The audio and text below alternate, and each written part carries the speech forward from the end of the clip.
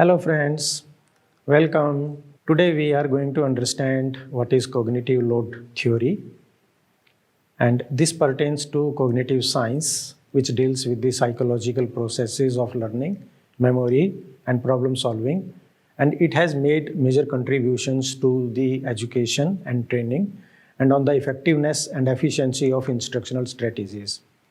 Now, as you may be aware, cognitive science is the interdisciplinary scientific study of the mind and its processes. It examines the nature, the tasks, and the functions of cognition in a broad sense. Cognitive scientists, they study intelligence and behavior with a focus on how nervous systems represent, process, and transform information.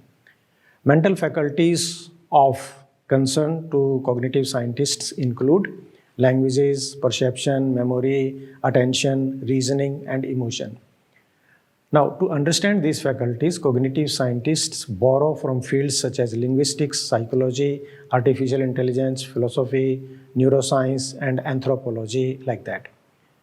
The typical analysis of cognition sciences scans many levels of organization, from learning and decision to logic and planning, from neural circuitry to modular brain organization. One of the fundamental concepts of cognitive science is that thinking can best be understood in terms of representational structures in the mind and computational procedures that operate on these structures. The goal of cognitive science is to understand the principles of intelligence with the hope that this will lead to a better comprehension of the mind and of learning and to the development of intelligent devices. The cognitive sciences began as an intellectual movement in the 1950s, which we popularly say as the cognitive revolution.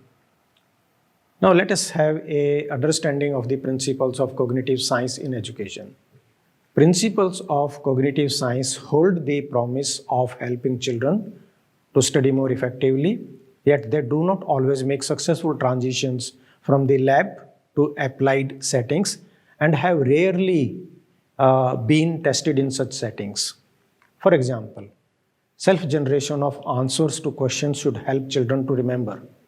But what if children cannot generate anything? And what if they make an error? Do these deviations from the laboratory norm of perfect generation hurt?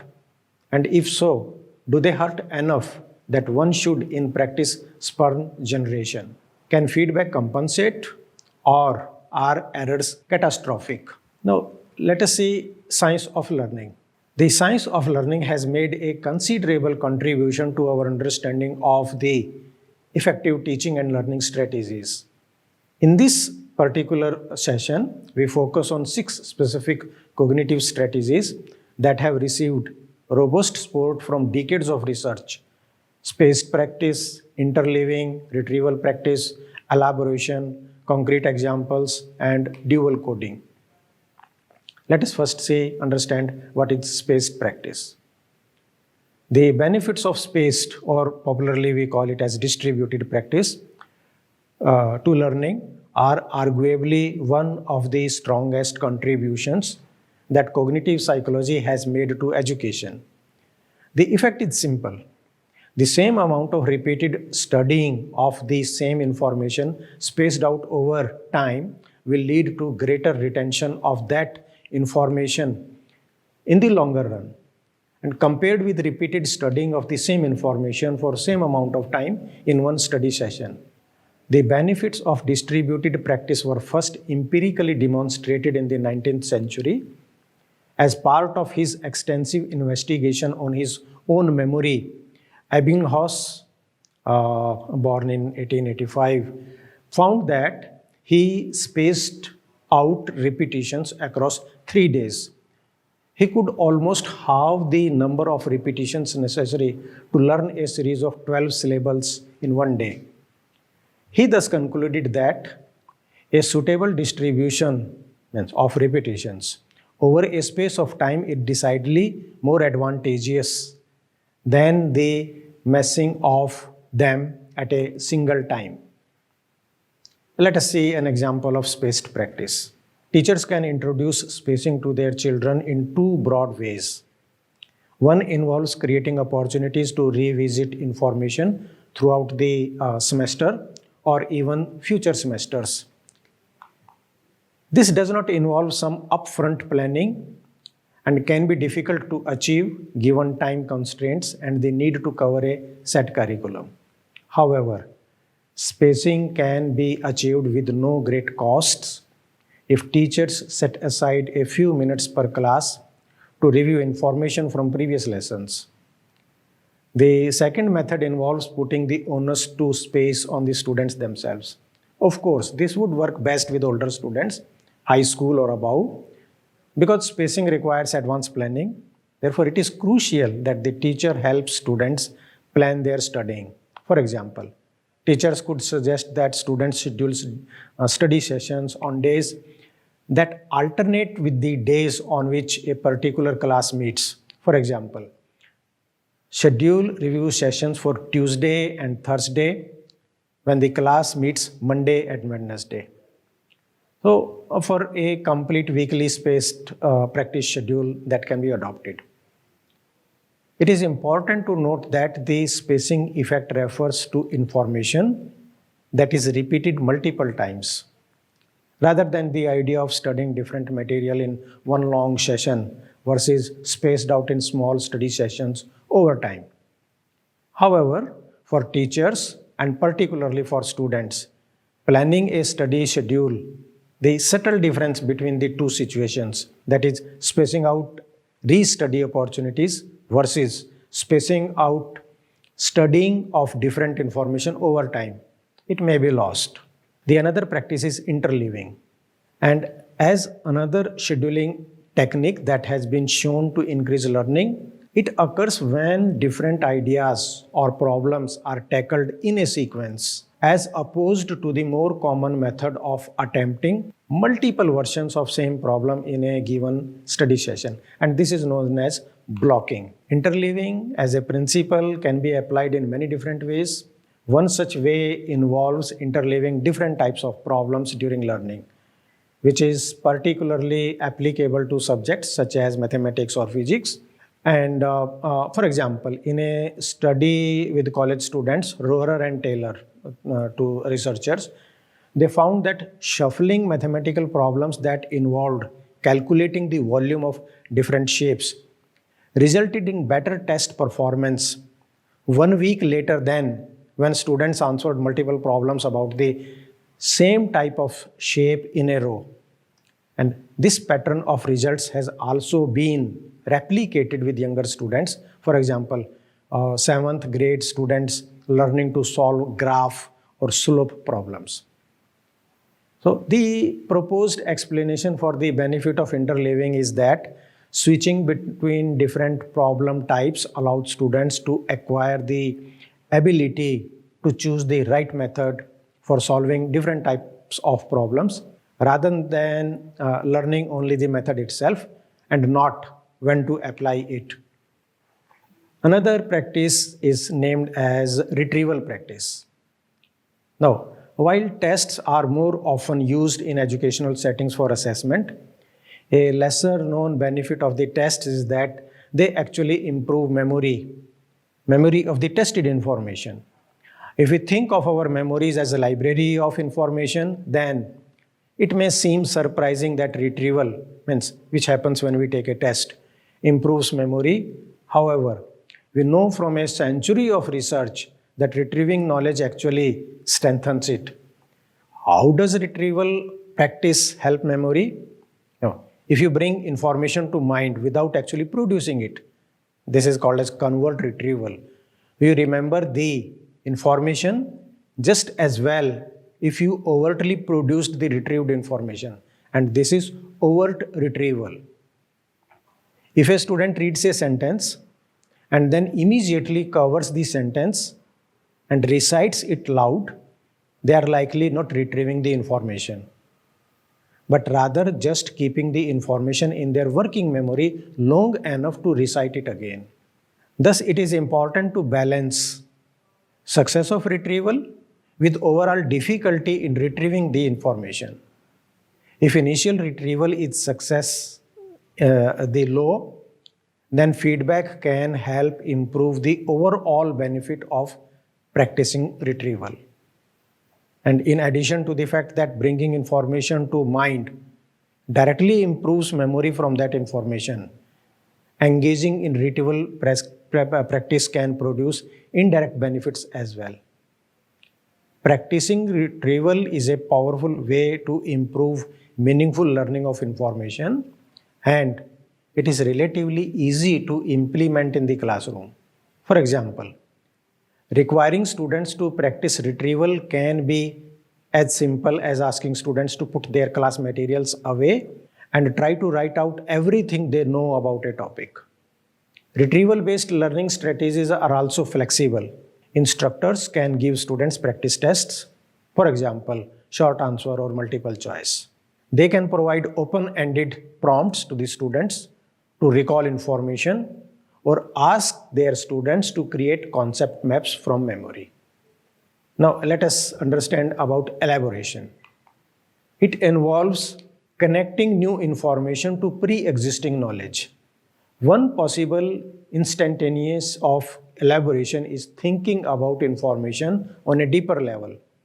Information will be remembered better if it is processed more deeply in terms of remembering better and rather than shallowly in terms of forms. So we have to focus on meaning rather than the form. And one major problem with this framework is that it is difficult to measure the depth. And if we are not able to actually measure depth, then the argument can become circular. Is it that something was remembered better because it was studied more deeply? Or do we conclude that it must have been studied more deeply because it is remembered better? Elaboration is such a broad term and can include so many different techniques that it is hard to claim that elaboration will always help learning. There is, however, a specific technique under the umbrella of elaboration for which there is relatively strong evidence in terms of effectiveness. And this technique is called as elaborative interrogation, which involves students questioning the material that they are studying. And more specifically, students studying this technique would ask how and why questions about the concepts they are studying. Therefore, crucially, the students would try to answer these questions either from their materials or eventually from memory. Let us see some concrete examples. Providing supporting information can improve the learning of key ideas and concepts. Specifically, concrete examples to supplement content that is more conceptual in nature can make the ideas easier to understand and remember.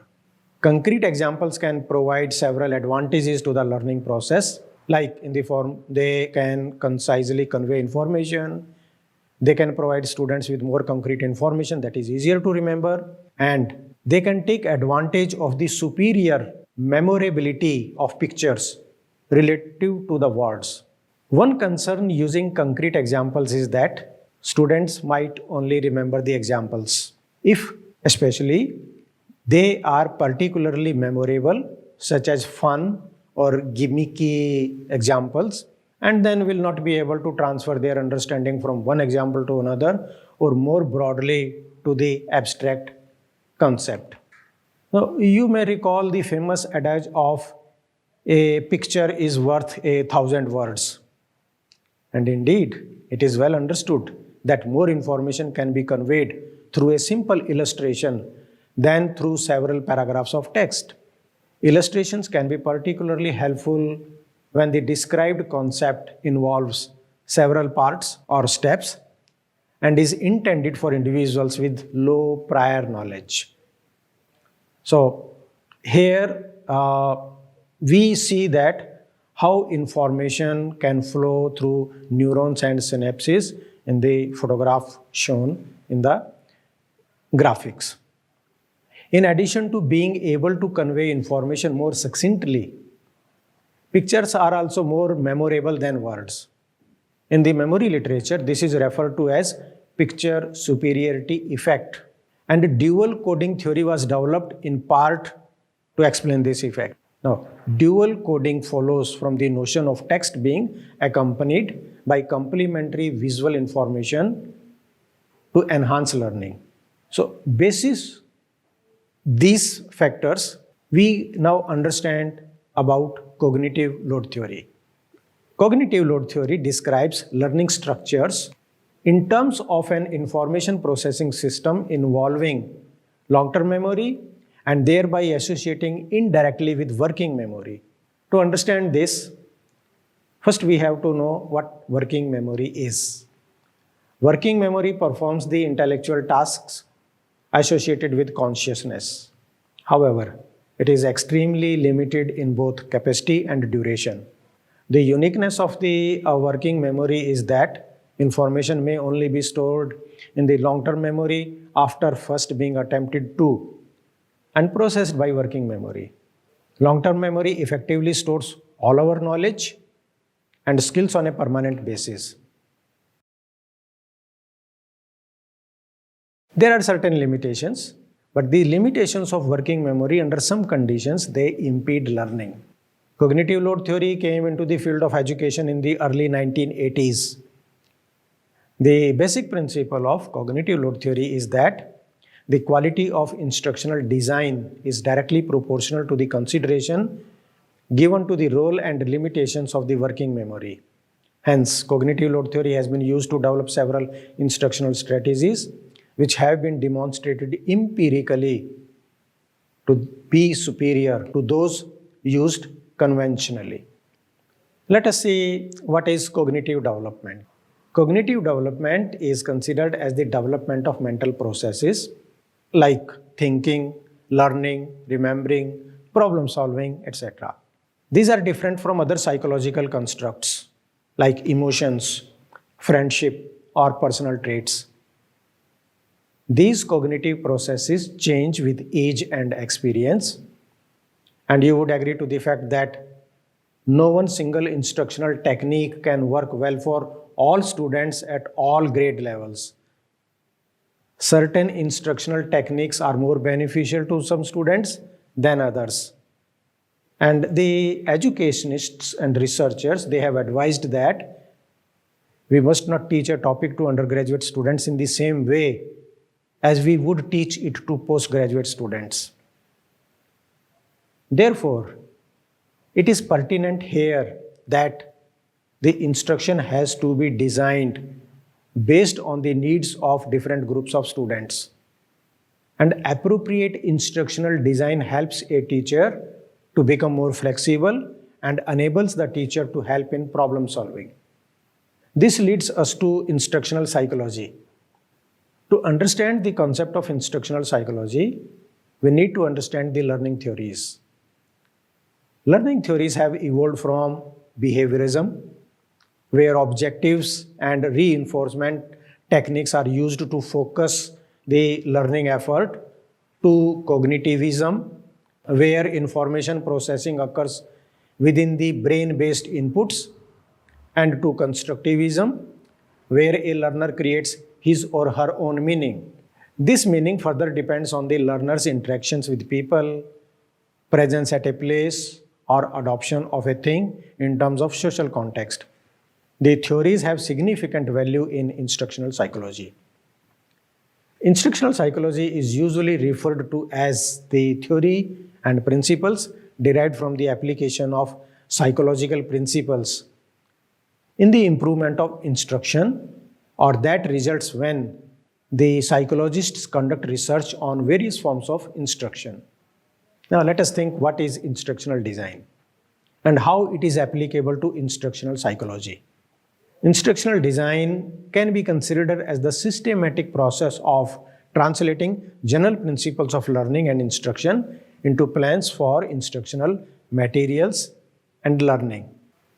Important concepts of instructional design include instructional materials, learning activities, and assessment of instruction and learning. And we have noted that on a global scale, Distance education and training are being increasingly used in campus mode learning settings. If we speak of distance education, the nature of distance learners, gender, culture, self-concept, etc., these need to be taken into consideration while thinking of instructional design. There is a need to know the learners, offer them orientation design for differences in learning styles. And since distance learners are adult learners, therefore, distance educators need to look more closely at the use of behavioral and cognitive approaches to instructional design. Some scholars believe that behaviorism plays a significant role in the instructional design, while others consider a constructivist perspective as a base of learning strategy. This idea was not supported by Safford, who indicated that we may not opt only one metaphor for learning, as we say it as dictatorship of a single metaphor, like dictatorship of a single ideology. It may lead to theories that serve the interests of certain groups to disadvantage of others. And Safford considered two factors important in learning: acquisition and participation. Learner participation is achieved through constructivism, and skill building is achieved through acquisition. Now, Dewell, another educationist, commented that the idea that new knowledge germinates in old knowledge has been promoted by all theoreticians of intellectual development, from Piaget and Vygotsky to contemporary cognitive scientists. Therefore, we can note that there has been change in the approaches to learning theories towards the practice of instructional design.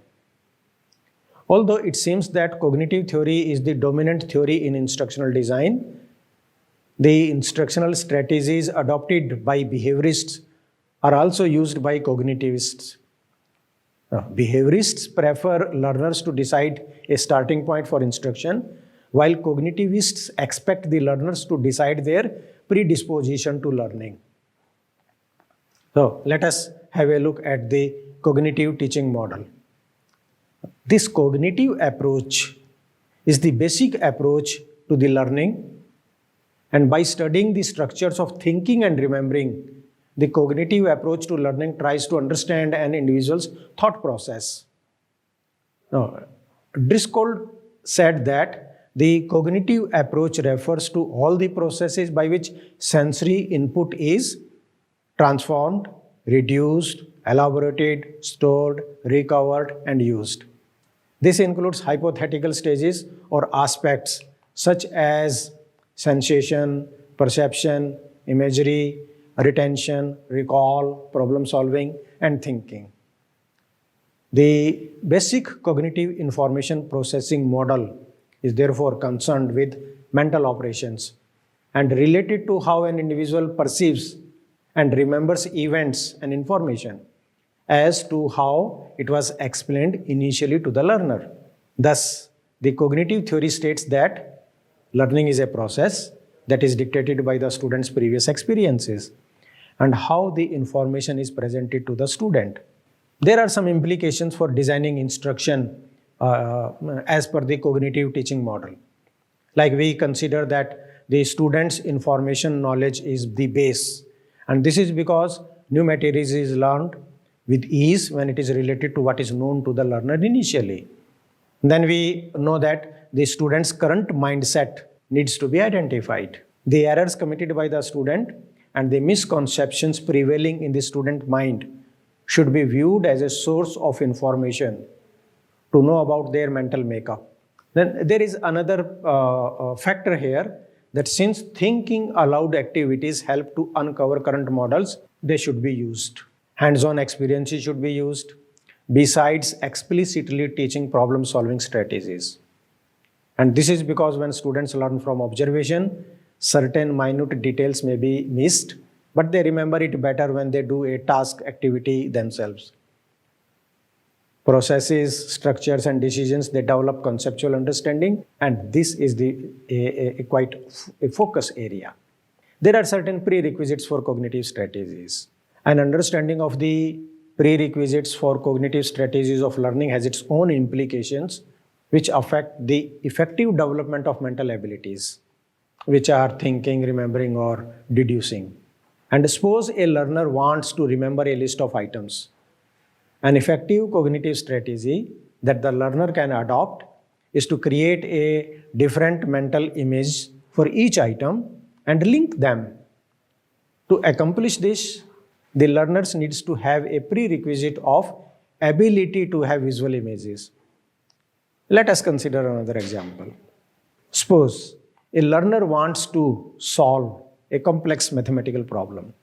He or she can break this problem into parts, try solving individual parts first, and then combining them.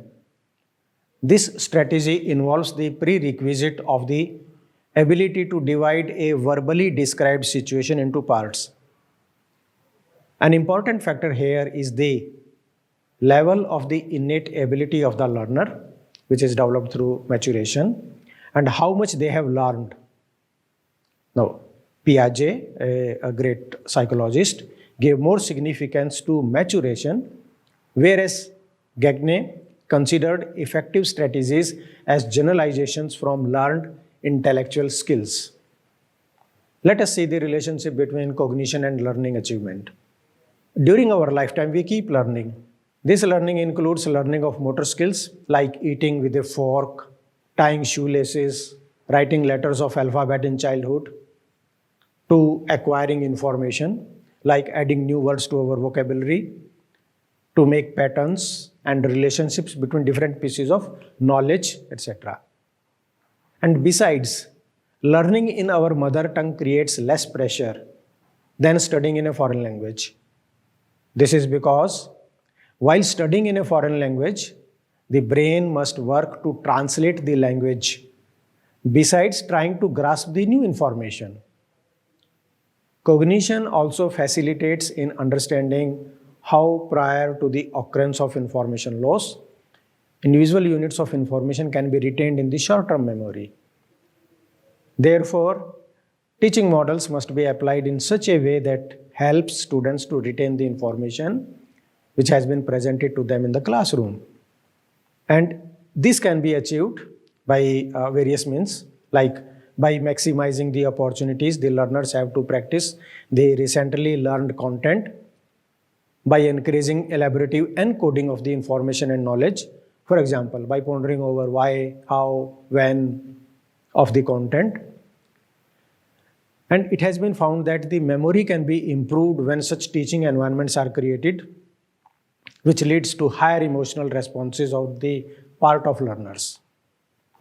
The cognitive load theory states that learning will be maximized by ensuring learners' working memory to be free to attend solely to encoding to be learned information. And the cognitive load theory is based on some tenets of cognitive learning, which are the short-term memory, that is working memory. It is limited in capacity to about 7 informational units.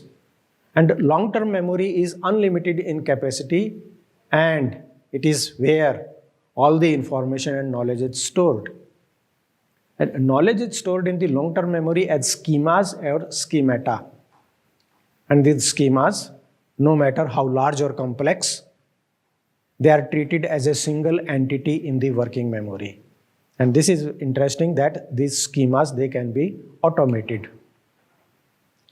So, cognitive load theory differentiates between 3 types of cognitive loads, which are intrinsic cognitive load, extraneous cognitive load, and germane cognitive load. The cognitive load theory has certain implications for instructional designers, as the learning can be enhanced by redesigning instructional materials, which reduces the level of extraneous cognitive load. So what we can do, controlling the elements of to be learned information and their interactivity with one another, it would exhibit better results. Instructional designers can control the conditions of learning within an environment, or more generally, within most instructional materials. Instructional designers can also work to decrease the extraneous cognitive load during the learning and increase the germane, which is schema-related cognitive load. Cognitive load theory stresses the need to minimize the total cognitive load and maximize cognitive resources available to be utilized in the learning process. Means, in other words, if for some reason cognitive load increases rather than decreases, then learning will be inhibited. Cognitive load theory facilitates the development of strategies and those techniques which result in both reduced training time and enhanced performance.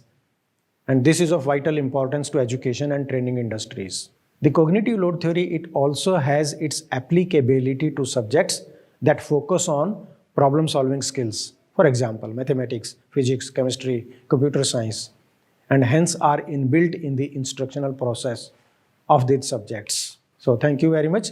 In this session, we discussed about cognitive load theory.